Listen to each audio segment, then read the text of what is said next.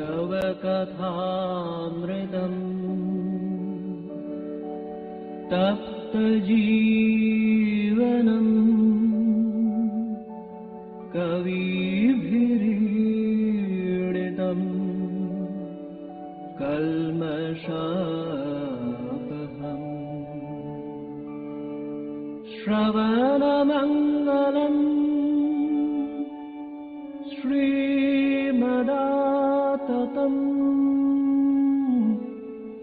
भुवि गृह्णन्ति ये भूरिदा जनाः भुवि गृह्णन्ति ये भूरिदा जनाः।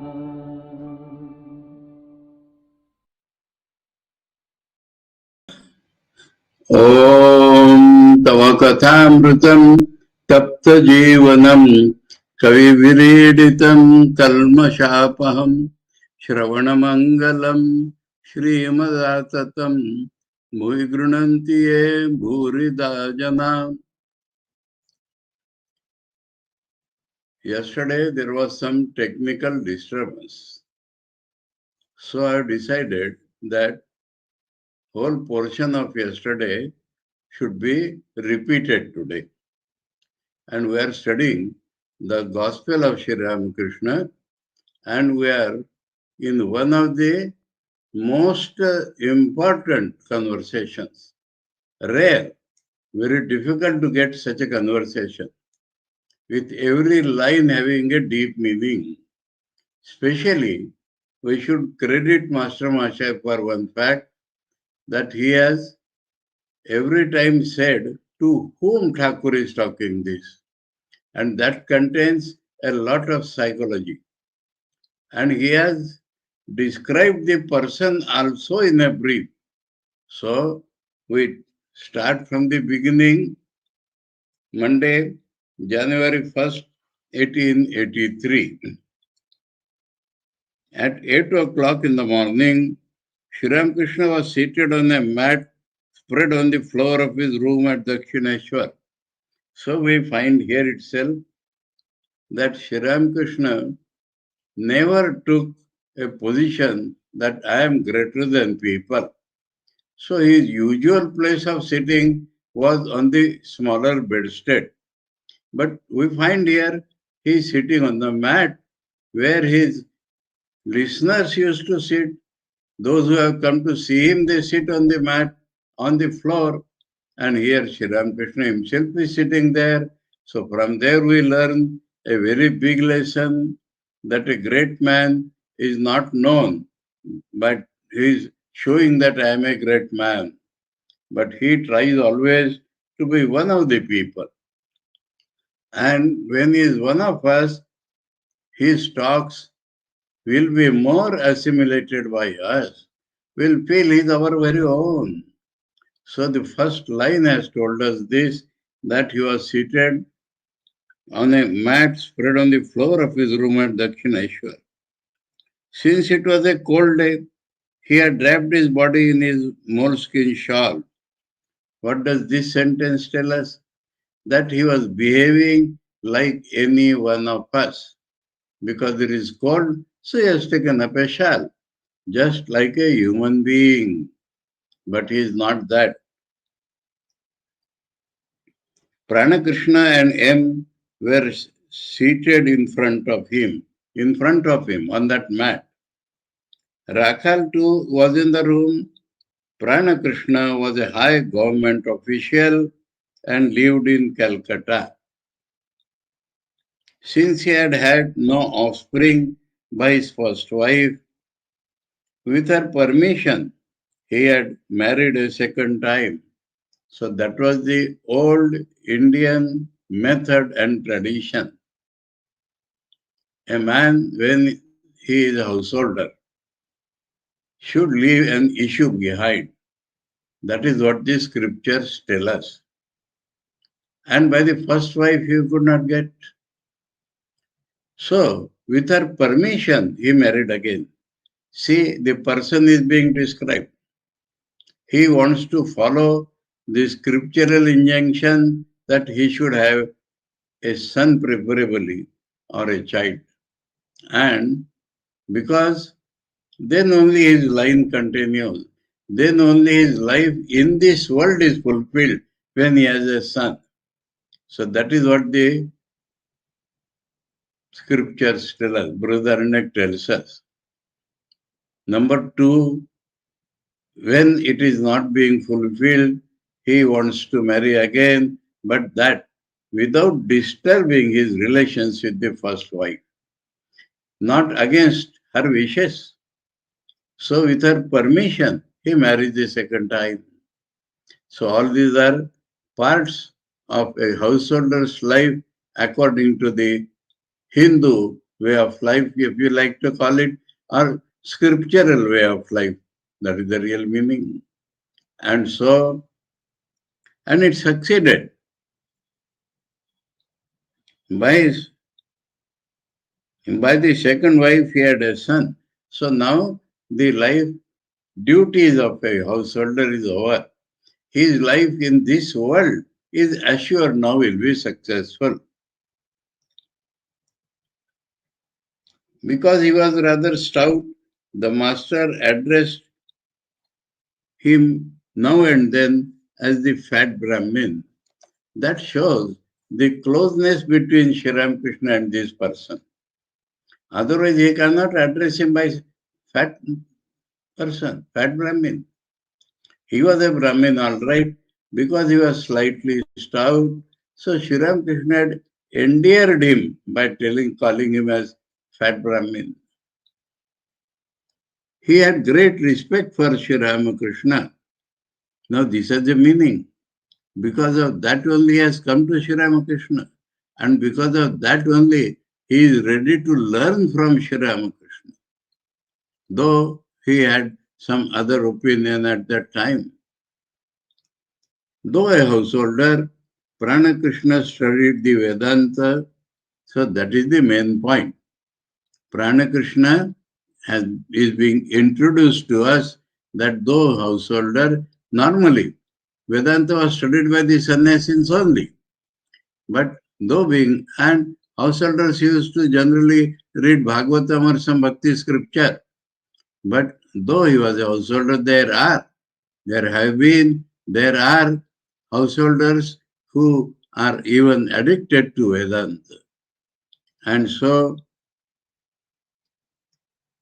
though a householder, Pranakrishna studied the Vedanta and had been heard to say, so that is what he had caught from the Vedanta. What he had assimilated from the Vedanta, an intellectual conviction. And so he was been heard to say, Brahman alone is real and the world illusory. I am he. So this is the essence of Vedanta. There is a shlok which tells us, Shlokardhena pravakshami yaduktam grantha kotive Brahma satyam jagat mithya jivo brahmaiva napara. So, Brahman alone is real and the world illusory and jivo brahmaiva napara, I am he, I am Brahmasmi. So, the very essence of Vedanta was assimilated by him intellectually as a conception, but he was an householder. And so, to such a man, Sri Ramakrishna is talking. In Sri Ramakrishna's view, he should not talk like that unless he has realized it. He should not talk like that because the circumstances or situation is not proper for that. The master used to say to him, used to. That means many times he has said this to him. In the Kali Yuga, the life of a man depends on food. What is Kali Yuga? Man's values are reversed. I would define Kali Yuga like that. In the Rama's time, Ravana does not say, I am a good person. I am bad. I am what I am. So they knew the right values and the wrong values. When we come to Dwapara Yuga or Krishna's time, we see Duryodhana telling, I can't distinguish between right and wrong. So right values and wrong values get mixed up. That is the other Dwapara Yuga. And Kali Yuga, values are reversed. What was called good is called bad. If a man declares he is religious, he is called a bad man, society. And bad is called good. If a man boasts of his vices, he is called a great man, celebrity and whatnot. So, this is called Kali Yuga, one aspect. Second aspect, which Sri Ramakrishna is referring here, is that man has gone down spiritually.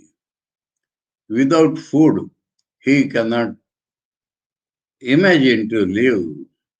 And in the Satya Yuga, in the Dwapara Yuga, man had that strength that without food, he could discuss Vedanta. He could realize Vedanta. But now it is difficult for an ordinary man, for a householder, for an ordinary man, for a general man to live without food. If he lives, then only he can assimilate or discuss or realize Vedanta.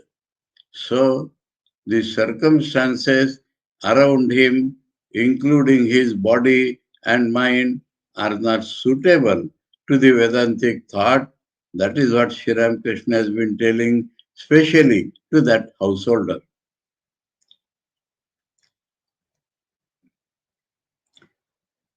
The path of devotion prescribed by Narada is best for this age. Here I have to tell you certain things. Narada is mentioned in thousands of ways, but we know two images of Narada. One is the guru of Dhruva and Prahlad. And this Narada is represented in the book Narada Bhakti Sutras. And this Narada Bhakti Sutras very much follow Sri Ramakrishna's ideal of harmony, Sri Ramakrishna's ideal of real bhakti, or the scriptural also real bhakti.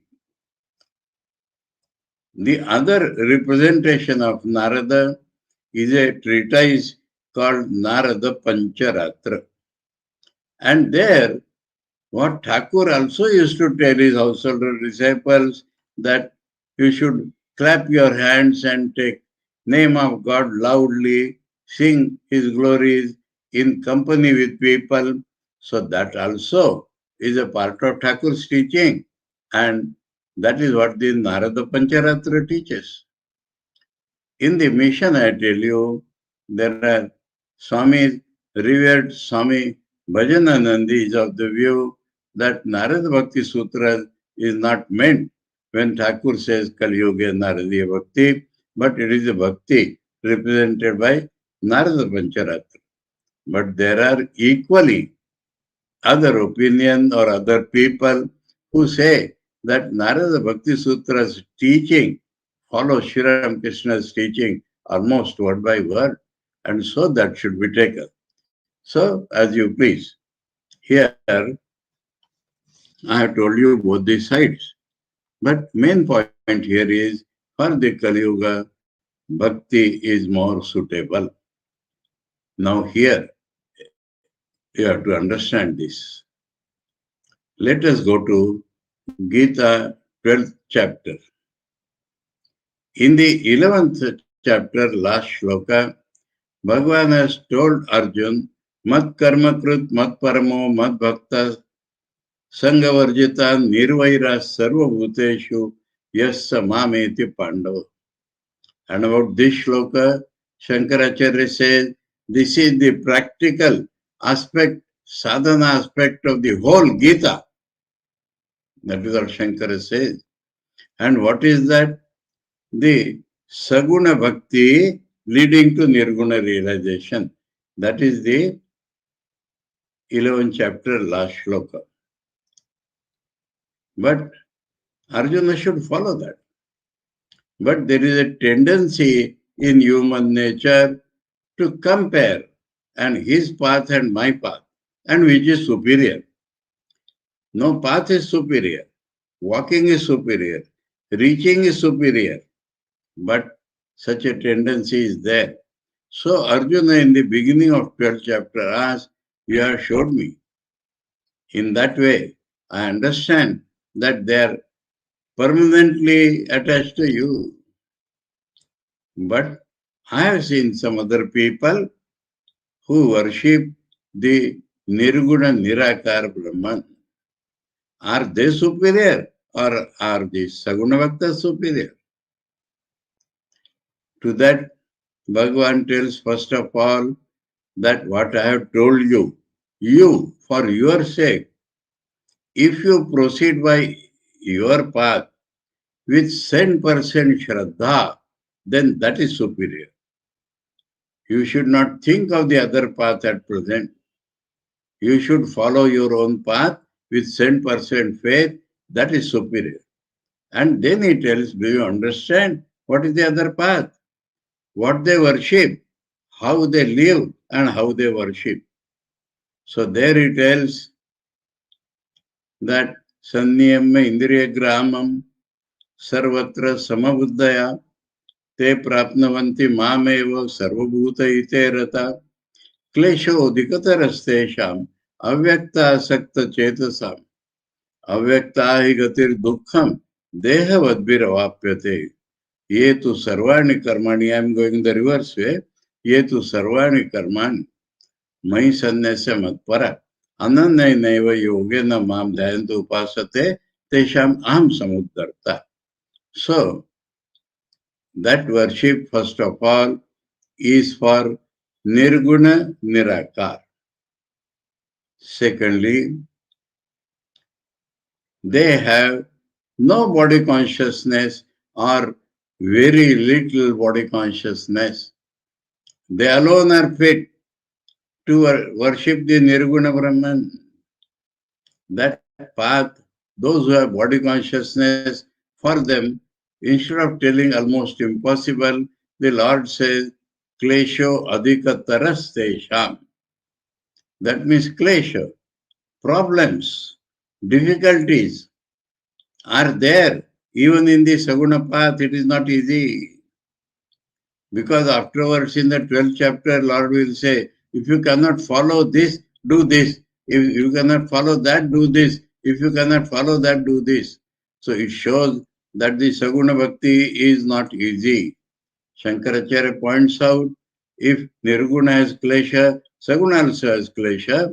Not only that, Nirguna has more klesha, Saguna also has more klesha. Klesha adhikatar. But adhikatarastesham, still more difficult, is the path of Nirguna Bhakti. That is Jnana. Why? Because they have a body. Because people with body consciousness is impossible almost, or very difficult or very rare. Here also you'll find Thakur will tell there are very, very few who can really follow the path of knowledge from the beginning. Not that there are not people. All Thakur's disciples, how Thakur has taught them the Nirguna Saguna Brahman, that is a wonderful phenomenon. That is why we call him Acharya and Mahacharya. But man in general, man as an householder, he tells them that the path of devotion is best for this age. Now, some still more wonderful thing we get in this chapter. And Master Mash has credit that he has described everything objectively in clear details. Though he has not shown the inner meaning, we have to find out. A devotee had brought a basket of jalebi for the master. Jalebi is a type of sweet which was favorite of Master Thakur when he was a young boy in Kamarpukur.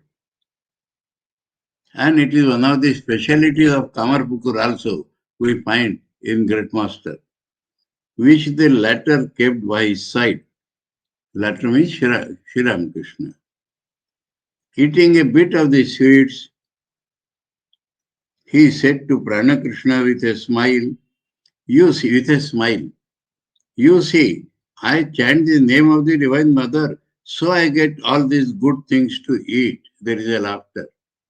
Laughter means if you do mother's work, if you chant the mother's name, he has started impressing Pranakrishna about the path of devotion. Because he chants the name of mother, he has got good things. Another incident in this regard, Narendranath once checked the height of the Sri Ramakrishna's bed and he found it 9 inches. And he teased him and joked him and said, you are a Paramahamsa and you use a bed of 9 inches thickness? To which Sri Ramakrishna replied, because I do the mother's work, I get this bed of 9 inches. If you do mother's work, you will get a bed of double the thickness, 1.5 feet. He showed this. You will get this much thickness. And when Swami Vivekananda returned from America, and not only he had gone to Darjeeling or someplace, or second visit, I do not remember, but when the room was made ready for him, even today that room is kept intact. Those who are interested can come to Belur Math and see that room. The bed kept for Swami Vivekananda was this much high. And seeing that, Swami Vivekananda started weeping. He could never sleep on that bed, but he had got that. He used to sleep on a camp cot nearby. Today also you can see that camp cot. On a very thin bed or only carpet. So, this is the association. But Sri Ramakrishna immediately will correct that also.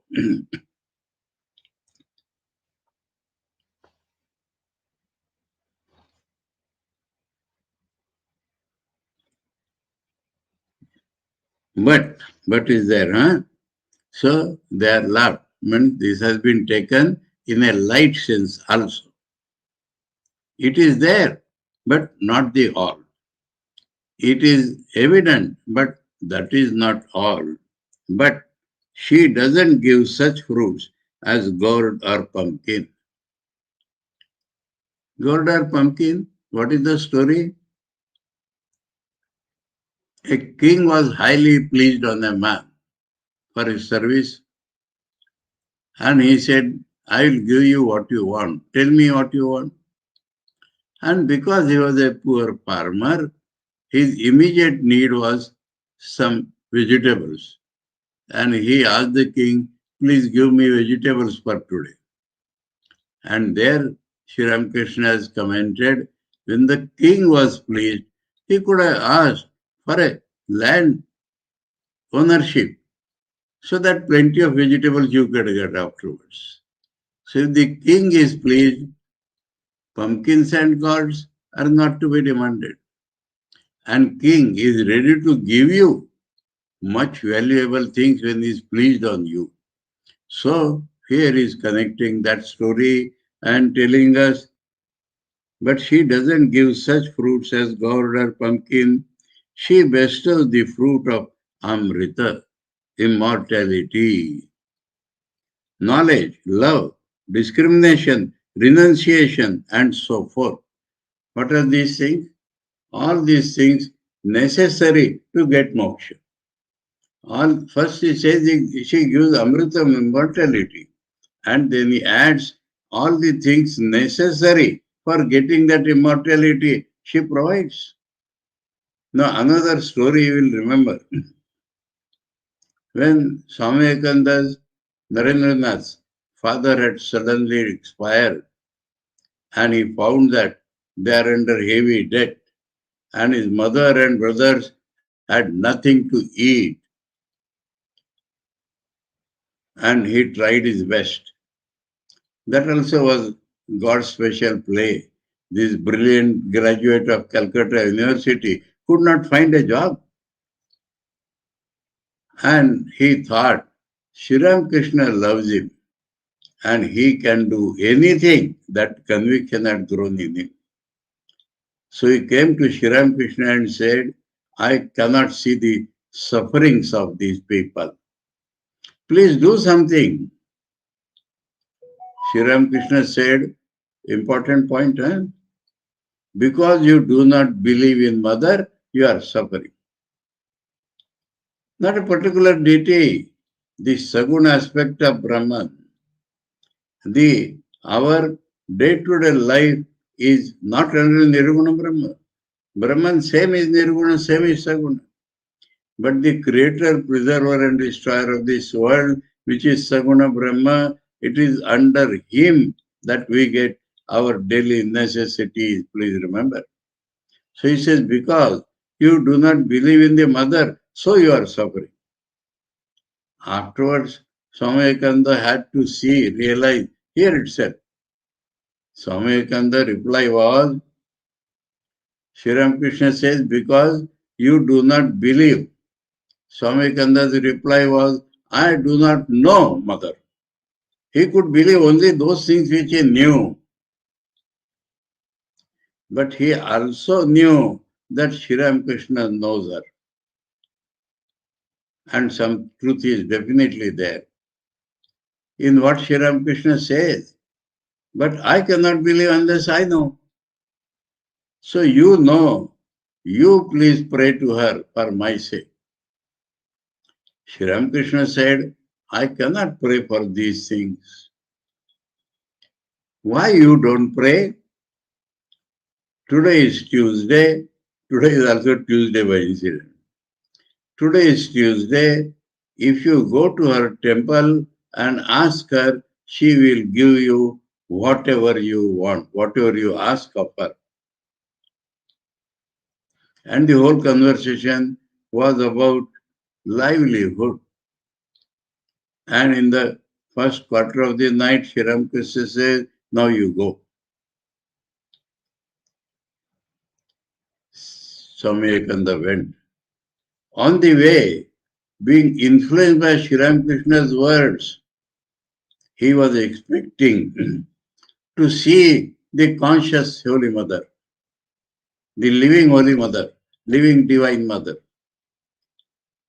And as he entered the temple, he saw the luminous Divine Mother.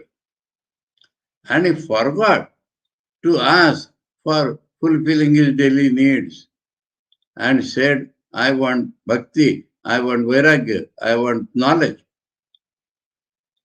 And that is what Sri Ramakrishna is telling here, that she does not only give pumpkins and gold, she gives this. When he came back, Sri Ramakrishna said, have you asked? He said, no, I forgot. Go again. Second time, again he forgot. And he understood it is Sri Ramakrishna's play. Sri Ramakrishna said, third time you go, keep your mind in balance and ask her. Third time he did not forget. He remembered what he wanted, but he says, I felt ashamed. And there he also tells the story. It is like king is pleased and to ask pumpkin and gold. So when Divine Mother is pleased on me, I ask her, Mother, I do not want these things. I want only devotion and knowledge and vairagya. And then having made Narendranath accept the Saguna aspect of Brahman, Sri Ramakrishna says, go. Your people will not suffer for want of food and clothing. They will get coarse food and coarse clothing, not more than that. So, this is what we see here. And that he is telling it to Prana-Krishna, who was a Vedanti, not accepting God with saguna and forms, knowledge, love, discrimination, renunciation, and so forth. He will tell more of this to Prana-Krishna, but the flow has been disturbed in a way by some other event happening. And in Sri Ramakrishna's mind, there is no disturbance. Only the form changes. A boy 6 or 7 years old entered the room. The master, we have referred to Jalebi already. Now it goes back to Jalebi now. The master himself became like a child. What is the meaning? This 45 years or 46 year man, can he become a child? Can any one of us become a child? That means egolessness, simplicity. That is the meaning of Sri Ramakrishna became a child. And so behavior is just like a child. That is Sri Ramakrishna special. When the bhav changes, the body and everything changes actually. So he became a child. That is what Master Masha describes.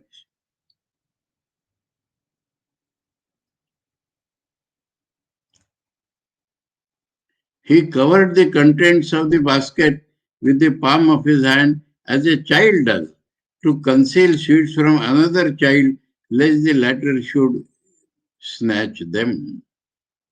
Then he put the basket aside. So, is this avarice?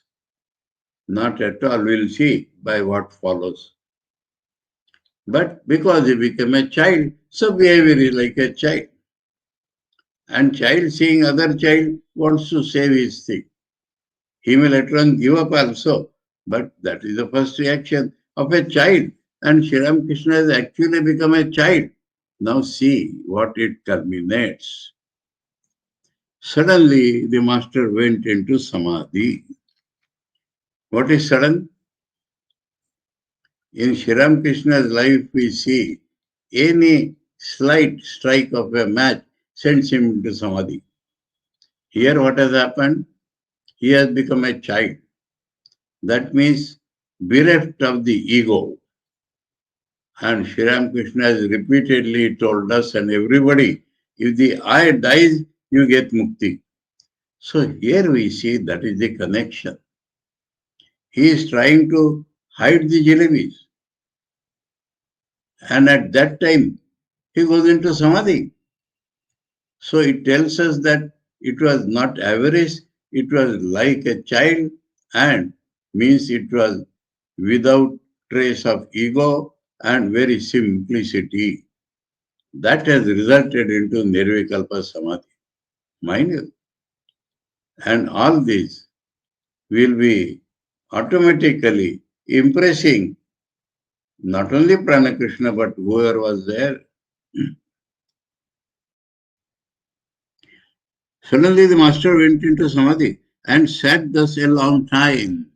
When he goes into Samadhi, so he is showing to Prana-Krishna that this is real Vedanta. Vedanta means Nirvikalpa Samadhi. Vedanta means to realize the Nirguna Brahma where I does not exist. That is real Vedanta. So, and that is why Prana-Krishna had great respect for Sri Ramakrishna. He knew that Sri Ramakrishna is real Vedanta. And he today is talking about Saguna Brahma. You see, otherwise what will happen? If a man does not know Nirguna Brahma, if he is an ordinary devotee and he goes on talking Saguna Brahma, then a man who is addicted to Nirguna Brahma will not like him, cannot appreciate him, cannot learn from him. And that is Sri Ramakrishna's greatness. Because he knew the absolute truth. So followers of all paths thought that he is theirs. So that is the relation. So he is showing that this is Vedanta. His body was transfixed, his eyes wide open and unwinking. Wide open eyes, not closed or ardhanimilita. Wide open. Seeing what? Infinity, nothing else. And unwinking. Our eyes wink how many times? His breathing hardly perceptible. That means whether he is breathing or not was not clear. After a long time, he drew a deep breath, indicating his return to the world of sense. This should be changed. In Bengali, instead of drawing a deep breath, it is throwing out the breath deeply. Because in Samadhi, Kumbhaka automatically has happened. That means the Vayu, air, wind has stopped inside and for a long time. So that wind wants to come out. Only when his mind will come to the routine, ordinary plane, then that wind can come out. And so, according to the Bengali, he threw out a deep breath. Then the fresh breath will come.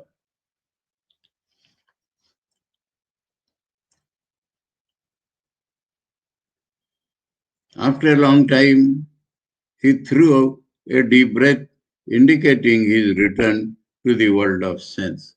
Because he has come to the body level, so that accumulated wind goes away. Master to Prana Krishna. So now he will show him, he has shown him Vedanta, he has shown him how Saguna Bhakti leads to the desired merits. Now he will show him the harmony.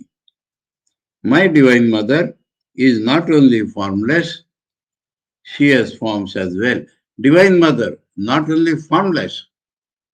So what you call Brahman, Thakur calls it the Saguna Brahma formless. Saguna Brahma also Nirguna Brahma. Identical, they are not two. So same Brahma, which is Nirguna, he calls his Divine Mother as Nirguna Brahma, remember. And says not only Nirguna Brahma, but Saguna also. Because that is the nature of reality. My Divine Mother is not only formless, and real formless always means Nirguna. The formless which people think is nothing but unspecified form. We are not discussing that point, we have discussed it many times. My Divine Mother is not only formless, she has forms as well. One can see her forms, one can uphold her incomparable beauty through feeling and love. Now, the Upanishads tell us, na sandrishe tishtati rupamasya, that Brahman cannot be seen by the eyes. And Sri Ramakrishna is telling, she can be seen. Here also, same thing. The Brahman which is Nirguna is also Saguna. And when the love is there, we love Sagun Brahma. And so, by love and devotion, she can be seen. So that is what will impress Prana Krishna. One can see her forms. One can behold her incomparable beauty through feeling and love. Now here we should remember, Thakur himself has said that famous conversation we refer often, 24th August 1882. Yeah, Master Masha asked, will God be seen by these eyes? Thakur says, no, she cannot be seen by Charma Chakshu.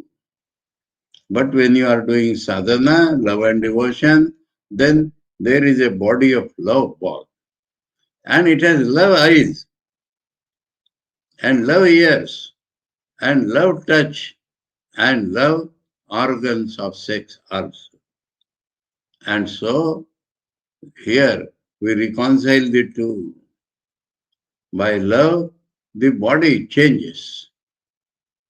No longer it is the gross body. And so she can be seen.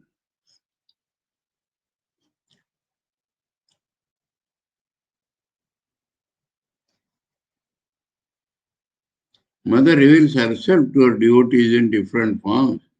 I saw her yesterday. So it was almost a daily occurrence with him. Actual. She was clad in a seamless ochre-colored garment and she talked with me. So appeared as a sannyasini. And the sannyasini's normal dress is what is called al-khalla, a seamless ochre-colored garment. And I saw her like that and she talked to me. That means not only seeing, but talking, hearing also with the Sagun aspect of that very Nirgum Brahman. She came to me another day. So it was very frequent occurrence with Thakur. And how he knows it is Divine Mother? He has seen a sannyasini, but his consciousness is clear that that is a form taken by the Divine Mother because of his love. Similarly, she came to me another day as a Mussalman girl, 6 or 7 years old. So he's seeing a Mussalman girl, but he knows that it is a special form of the Divine Mother. His consciousness about that girl is a Divine Mother, Sagun Brahma.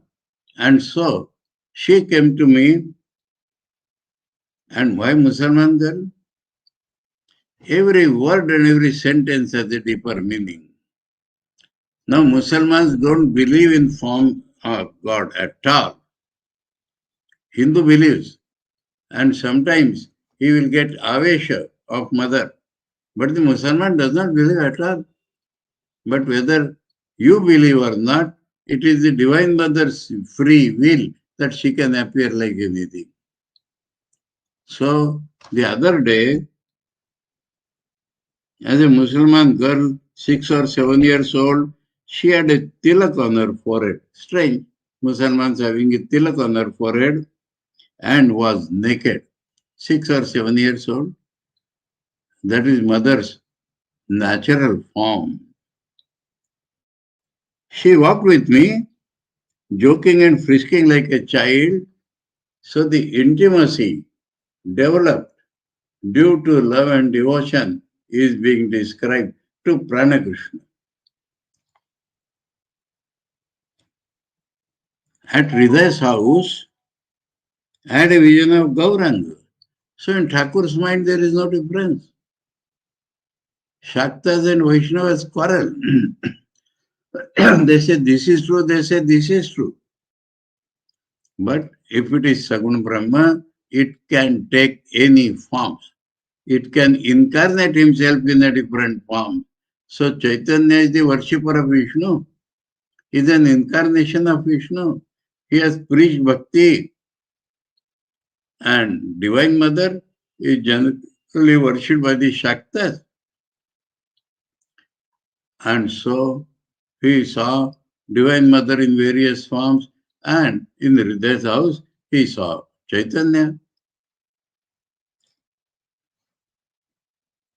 For him, everything is she. One place, when he started practicing Islam sadhana, people used to murmur because his cap and everything was like Muslims. So his nephew, Hriday, told him, Mama, people are talking like this. He said, wait, let me see how they worship my mother. So for him, nothing is different from that Saguna Brahma. Whether it is mother or Allah, it does not make a difference. So he saw Chaitanya Dev. Haladari is Thakur's cousin brother who is theoretical Vedanti. I had a vision of Gauranga. He wore a black bordered cloth worn by newly married young men. And so, Gauranga with that cloth, any combination. Haldari used to say that God is beyond both being and non-being. They do not convey anything to us. He is with form and without form, with relation, bhav, to man and beyond relation. That is what Haldari said. That he is beyond relation and beyond relation. That is what he said. Beyond relation and beyond relation. That means your relations are untrue. That is what Haldari wants to say. I told the mother about it and asked her, then is the divine form an illusion? The divine mother appeared to me in the form of Rati's mother. That is another wonderful thing. Rati's mother was a Vaishnava devotee, greatly respecting Sri Ramakrishna. And once when she saw that Sri Ramakrishna goes to Kali temple, she stopped coming at all. And it is through Rati's mother, that form, that divine mother is teaching something.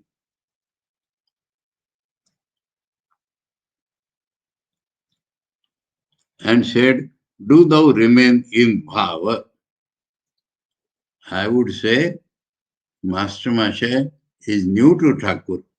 He might not have heard that word fully because we get the same incident in the Great Master where the word is used is bhava mukha. And in the footnote, bhava mukha is described, not bhava. A rare state of divine exaltation when the devotee, after realizing the absolute, remains in the borderland between the absolute and the relative, nirguna and saguna. In this state, he sees that both the absolute and the relative as the two aspects of the Godhead are real. So, Nirgun Brahma is as much real as Sagun Brahma is as much real as Nirgun Brahma. There are not two Brahmas, there are not Brahmas Avastha Veda. It is how we look upon them.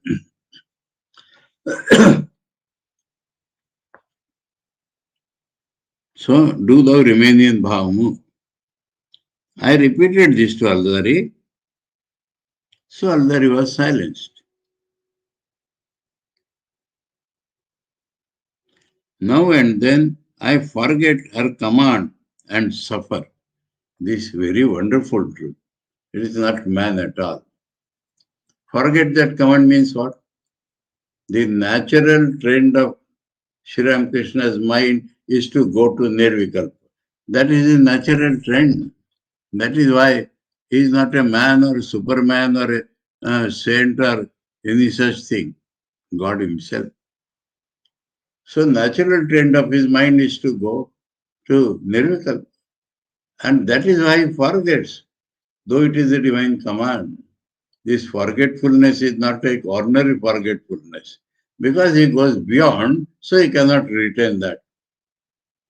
But mother told him. And this has produced some serious problems also in his life. Now and then I forget her command and suffer. Once I broke my teeth because I didn't remain in bhav, mukha, bhav. So, what happened? He was in Nirvikal Samadhi. Nobody was around.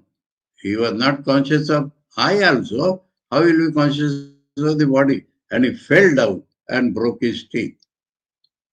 So because I did not listen to that, forgot that command, this happened to me. And similar incident is described by Mathur's wife Jagdamba Dasi, that once Sri Ramakrishna fell down on a live charcoals. So somebody has to be with him. So this is Sri Ramakrishna's range. So I shall remain in Bhava, unless I receive a revelation from heaven or have direct experience to the contrary. His own experience means Kali Mother, or command from heaven means somebody like Rati's mother or somebody from outside telling him to do that. Divine Mother commanding him from outside or from inside. Then only I will change. That will happen when he goes to leaves this body. But if he has to live in the body, then he has to observe. That is why he is with us. Otherwise, he would have vanished long back. And that is why, forcibly, he keeps his mind down by remembering that Mother has told him. That means that is the prayojan of his life. If he does not remain in Nirvikal Samadhi, what is special in him? If he does not remain in the bhav, then how he can remain with us as incarnation? I shall follow the path of love. What do you say? What do you say? Why is asking Pran Krishna? We will know by his answer.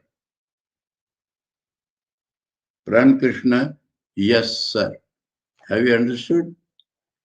That by now, Prana Krishna has become fully impressed that devotion is a real path. Sagun Brahma is as real as Nirgun Brahma.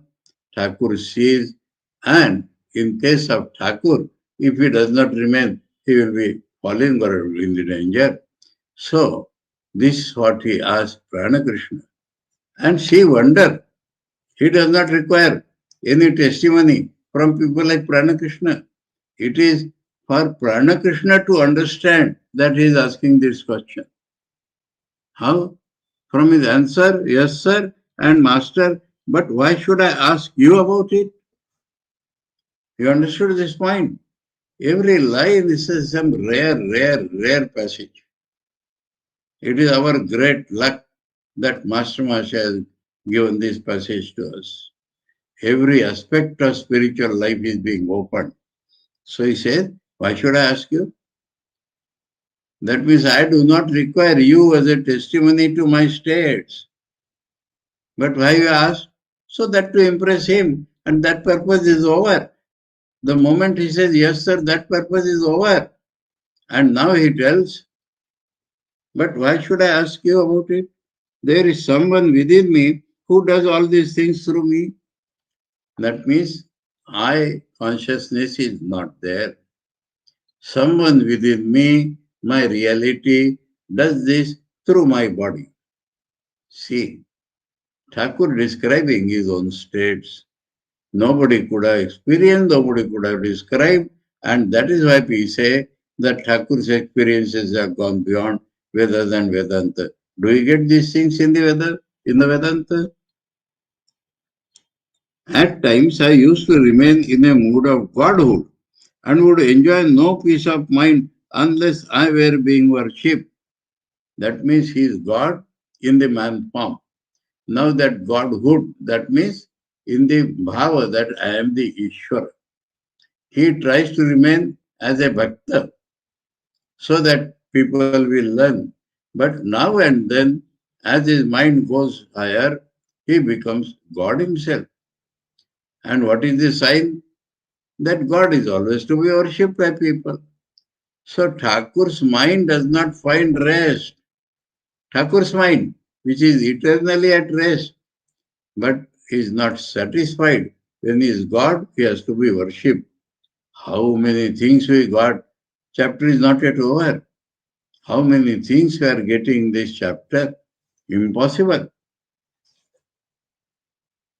Unless I were being worshipped. Now he sums up all that thing together. Because he has said somebody inside me. And he is man also, he is God also. So I am the machine and God is the operator. I act as he makes me act. This me is the appearance of man. And God is the operator. He himself is God the operator. Just now we have seen. I act as he makes me act. I speak as he makes me speak. So an ideal example for everybody. We can have this attitude by looking at Sri Ramakrishna, who is God himself, but he is in a human form, come to teach us how to live as a human being. And so, how beautifully he has reconciled all the states of spiritual life here. Keep your raft, says Ramprasad, afloat on the sea of life, drifting up with the flood tide, drifting down with the ebb. That means no separate will. As it happens, let it happen. It is like the cast of leaf before a gale. Sometimes it is blown to a good place and sometimes into the gutter according to the direction of the wind. So, what happens to the body? Who cares when I am not the body? This is real Vedanta and this has been achieved through love and devotion. So, love is a force which will change our consciousness. This is a great fact Thakur is telling again and again. And so, final stage is surrender. I have no will. Let it be placed in a good place, let it be placed in a bad place. And then he illustrates this with a story. I thought we'll go much forward, but we have come up to that point exactly which we had read yesterday. Though there was disturbance of 10 minutes, but this is where we have to stop. He will tell another story regarding absolute surrender and what happens to the person who has that absolute surrender. Om Tava Kathāmritam Tapta Jivanam Kavibhiriditam Kalmashapaham Shravanamangalam Shrimadatam Bhuvi Grunanti Ye Bhurida Jana Om Shanti Shanti Shanti Hari Om Tat Sat Sri Ramakrishna Arpanamastu.